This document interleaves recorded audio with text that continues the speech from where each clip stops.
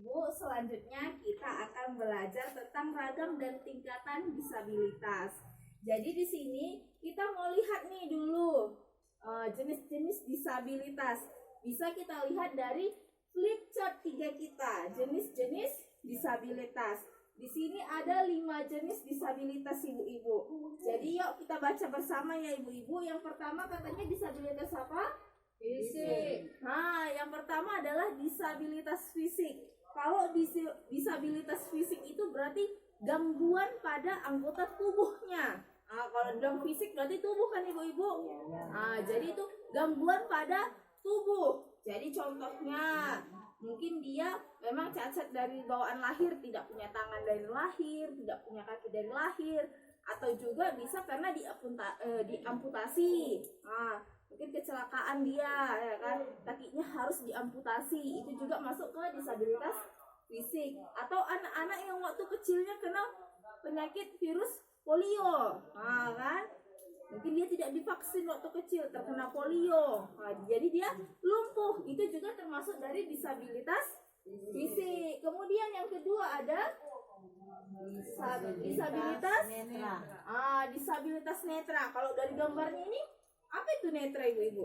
Mata. Ini gambar mata terus di garisnya. Berarti kalau disabilitas netra ini gimana? Tidak bisa melihat. Tidak bisa melihat. Udah jelas kan ada gambar mata di garis. Jadi disabilitas netra ini adalah gangguan penglihatan, ya kan? Jadi bisa penggangguan penglihatan secara total, yaitu buta, atau juga yang tidak total. Nah, jadi dia hanya masalah penglihatan jarak jauh, gitu, tidak bisa melihat. Karena ada kita lihat orang, kita rasa kayak buta, tapi enggak. Dia bisa melihat, tapi enggak bisa jelas lihatannya. Buram gitu, pakai kacamata pun dia enggak bisa. Nah, kemudian yang ketiga ada disabilitas rungu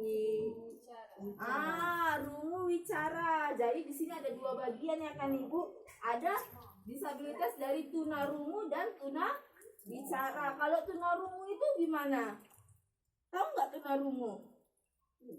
Tidak tahu. Kalau tunarungu itu ibu-ibu berarti itu kecacatannya itu atau kerusakan dari organ pendengaran, atau biasa kita sebut dengan, kalau organ pendengarannya rusak itu kita bilang biasanya apa? Tuli, pintar Ibu Siti. Kasih tepuk tangan dong buat Ibu Siti, pintar. Jadi itulah untuk tunarungu. Kalau tunawicara? Ayo. Bisu. Jadi kalau tunarungu tadi itu tidak kerusakan pada alat mendengarnya, sedangkan tunawicara itu pada mulut. Bukan mulut sebenarnya Bu, kita suara gitu ya kan. Jadi kekurangan kemampuannya untuk berbicara. Jadi kalau dibilang disabilitas rungu wicara, tidak bisa mendengar dan bicara. Pintar Ibu Ani, tepuk tangan juga dong buat Ibu Aninya.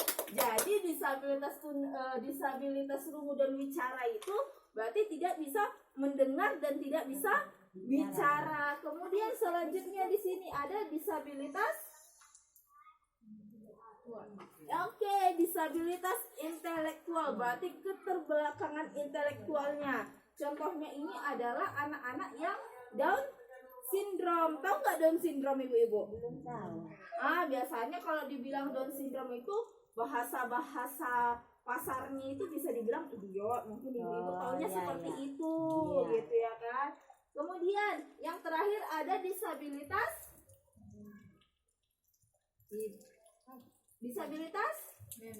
mental. Jadi kalau disabilitas mental ini dia lebih ke anak-anak yang hiperaktif, yang berlebihan keaktifannya dalam kehidupan sehari-hari. Itu bisa disebut sebagai disabilitas mental ibu-ibu. Sampai di sini paham? Udah tahu kan berarti jenis-jenis disabilitas ibu-ibu?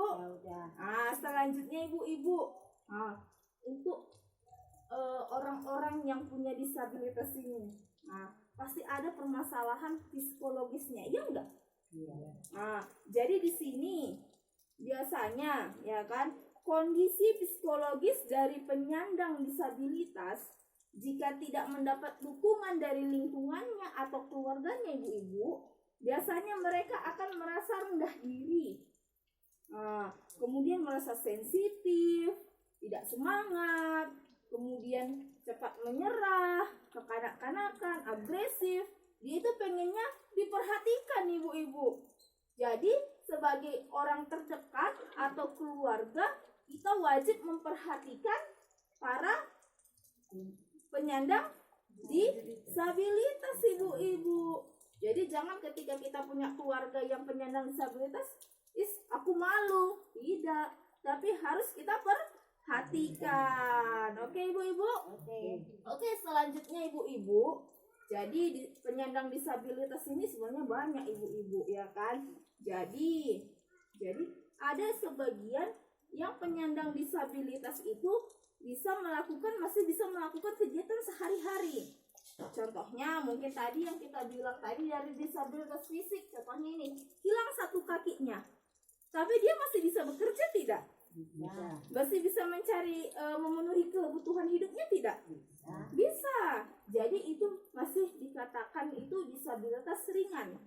Jadi dia bisa memenuhi kebutuhan hidupnya, masih bisa melakukan aktivitas-aktivitas lainnya.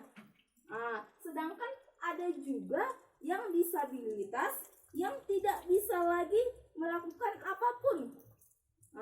Jadi dia harus butuh bantuan orang lain dalam melakukan kegiatan sehari-hari. Mau direhabilitasi pun tidak bisa. Jadi itu dikatakan sebagai disabilitas berat. Jadi kita di PKH ini lebih fokus ke disabilitas berat ibu-ibu. Jadi kita di PKH ini yang mendapat bantuan kan yang disabilitas berat, ya kan ibu-ibu? Jadi difokuskan untuk disabilitas berat. Jadi disabilitas berat itu apa sih? Bertanya-tanya kita, ya kan? Jadi itu bisa kita lihat di flip chart 4 kita. Apa itu penyandang disabilitas berat? Yuk kita baca bersama-sama apa itu penyandang disabilitas berat. Penyandang disabilitas yang disabilitasnya sudah tidak dapat direhabilitasi, tidak dapat melakukan aktivitas kehidupannya yang sehari-hari, dan atau sepanjang hidupnya tergantung pada bantuan orang lain dan tidak mampu menghidupi diri sendiri.